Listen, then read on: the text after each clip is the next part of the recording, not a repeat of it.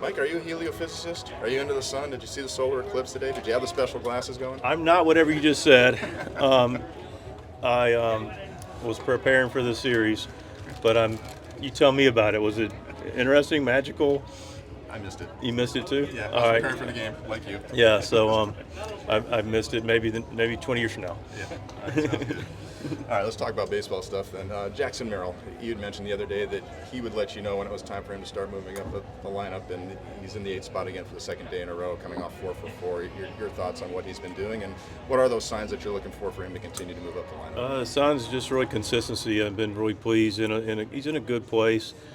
Clearly he continues to do well. He'll get more opportunities to move up, but we need that production where he's at. We're getting it from him.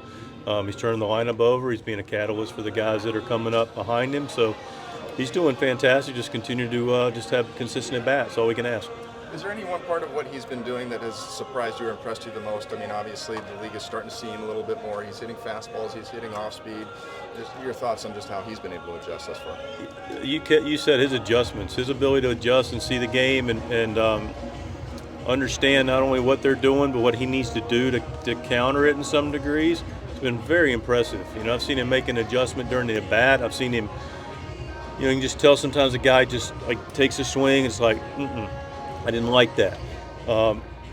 And now you see an intent to something different, and that's a really special trait in a hitter to be able to do that. I've seen some really good hitters be able to do that, and him to do it, period, much less at this early stage in his career, is very promising. Speaking of adjustments, Darvish reportedly made an adjustment on a pitch, a split finger in the middle of the game the other day. I mean, what kind of an athlete does it take to be able to do that? It comes down to his preparation, being a great athlete, but not many guys can do what he does in the middle of a ball game. Again, elite competitors at this level that have consistent, long careers figure out a way during competition to recognize what's going on and then have the ability, not only the intent, but also the ability to actually make the adjustment, and then the courage to some degree as well, and that is Yu Darvish. A couple of tough one-run losses, and that was a big topic last year. Any adjustments that need to be made in that, as it's so early in the season? I mean, what do you read into that, if anything? Let's don't forget the win, come from behind win. So, the one thing that I'm going to continue to do is, as we move forward, is not to be pie in the sky and kumbaya, but, appreciate that, we have also won, some close games as well. Relative, it depends on how it looks, Candidly, just some circumstances yesterday was, what different we could have done, should have done. Yeah, we could have some opportunities maybe early in the game to open the game up a little bit with some opportunities offensively. But, beyond that, just gets down to execution, and, we didn't have a play that didn't go our way that, we would expect to make more consistently. So I don't know how you would change that part. So, but it's a fair question. Is there any general thing that you look at in terms of winning those types of games? You've got to have a lockdown bullpen, or winning those types of games, you've got to have an offense that can do little things late in the game. Is there any special recipe to it? All of it. It just really gets down to close games. It's about execution.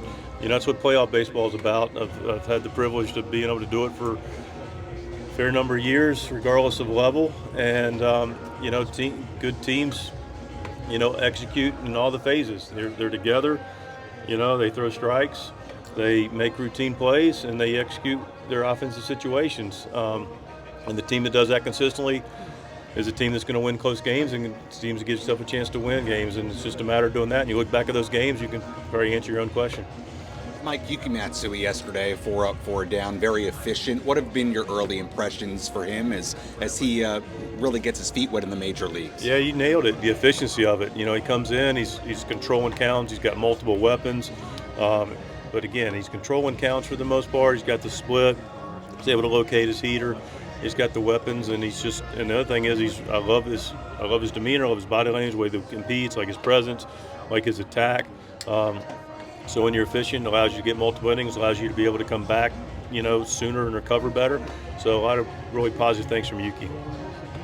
Is he one of those guys who can be like an 8th inning kind of specialist? Or are you into that kind of thing, or do you like to have more of a mix and match, or you like having more clearly defined bullpen roles? I think the bullpen has manifested itself into a couple ways looking at it. Yeah, you like roles, but it's really about matchups. We got mostly the matchups we wanted out of Yuki. I mean, we know they're going to hit Slater yesterday. You know, he gets the ball to Crony.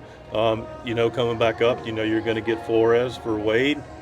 So now it's an opportunity, you know, for the right-hander. So it's really about putting guys in the best position where they can compete. And, you know, sometimes there is the lockdown 7th inning guy, 8th inning guy, 9th inning guy. Love that. Looking for it. Be fantastic. And sometimes it's a combination. You flip-flop Kim and Profar. It's kind of your first adjustment to the top 6. Can you just walk us through your thinking there? Yeah, I like the bats Profar's taken. You know, I feel like sliding another lefty up a little bit closer is going to help out maybe. And still like Kimmy's at bat. He had the RBI single yesterday, but just felt like where pros at and the lefty just sliding it up and, you know, splitting it up just a little bit more. The offense had been quieter. It's just kind of like it's a slight adjustment to the lineup. Is this like further proof that you're not going to be knee-jerk about these things? Again, you know, it's a happy meeting. You don't want to overreact and be knee-jerk because I don't think that sends a great message over a long period of time. I think there's and then you don't want to be, you don't want to underreact and be oblivious, which we won't be either. We'll take the temperature, see what it looks like, and always be open-minded about putting our best foot forward with all factors considered. As productive as Merrill has been, have you been tempted to move him around a little bit? I feel good. I mean, about where he's at. You know, I think it's important that where he is, and you know, we got some other guys in the lineup that clearly are capable of doing their job and have, and so it adds link to our lineup, which I like a lot. And you know, we're 12 games in, and he's gotten off to a nice start, and maybe that has something to do with it. I don't know. He's a good player. Probably doesn't matter as much, but we'll continue to be mindful of how he's playing and where we are relative to the rest of the lineup, and we'll continue to evaluate it.